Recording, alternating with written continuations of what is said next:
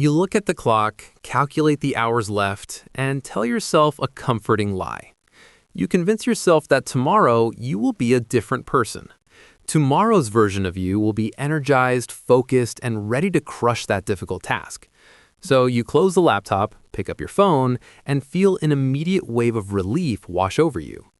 But when the sun comes up, that super productive version of you never arrives.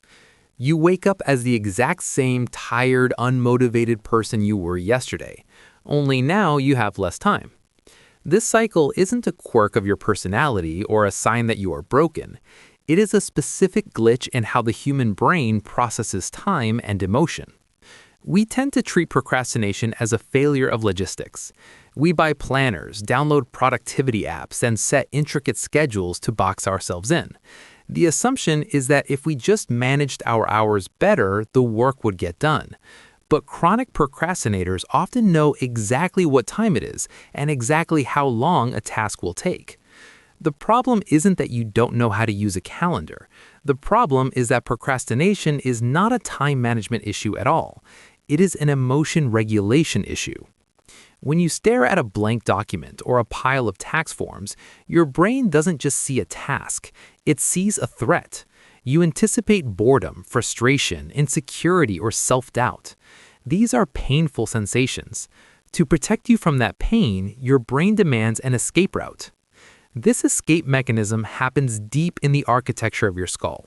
You have the limbic system, which includes the amygdala, the ancient emotional center. This part of you is obsessed with the present moment. It wants immediate safety and immediate pleasure. Then you have the prefrontal cortex, the newer, rational part of the brain responsible for long-term planning. It knows that finishing the project now prevents stress later. In a perfect world, the prefrontal cortex drives the car. But when a task makes you feel anxious or incompetent, the amygdala perceives a threat. It hits the panic button and overrides your rational sensors. This is why you suddenly find yourself cleaning the entire kitchen instead of writing that email. Cleaning creates a tangible result and removes the immediate anxiety of the difficult writing task. You are literally repairing your mood by avoiding the work. This creates a phenomenon economists call present bias. We are hardwired to value immediate rewards much more highly than future rewards. A donut today is worth more to your brain than a six-pack abs 6 months from now. Watching one more video now is worth more than a completed degree next year. The gap between the intent and the action is where present bias lives. You intend to act in a way that benefits your future self, but when the moment of action arrives, the cost of the effort is immediate. The benefit is far away, abstract, and hypothetical. Your brain runs a quick calculation and decides the immediate relief of procrastination is the logical choice. You are trading long-term well-being for short-term mood repair.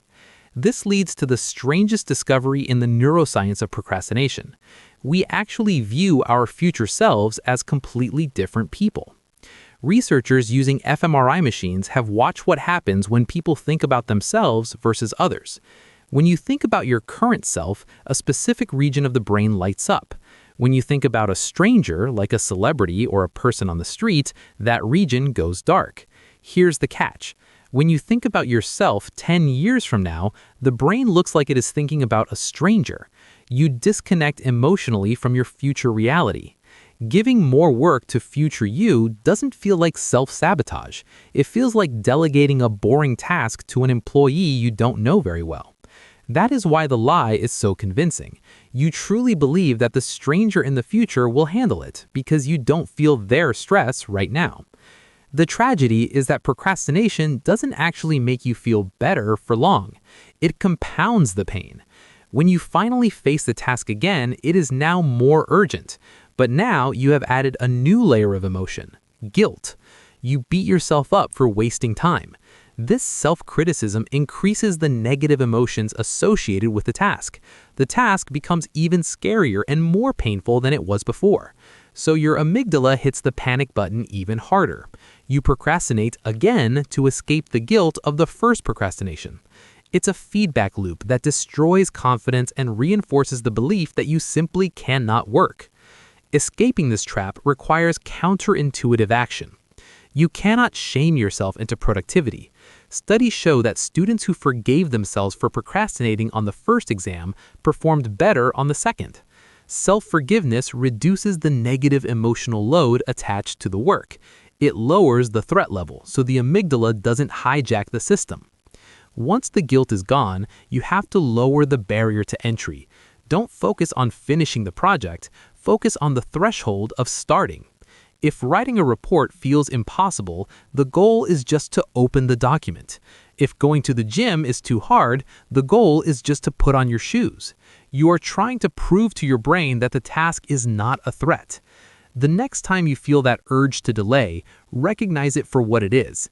It is not a signal that you are lazy, it is a signal that you are stressed. Don't try to force your way through it with willpower. Acknowledge the discomfort, forgive the hesitation, and do one incredibly small thing. Your brain will always try to sell you the lie of a perfect tomorrow, but the only time you actually have is right now.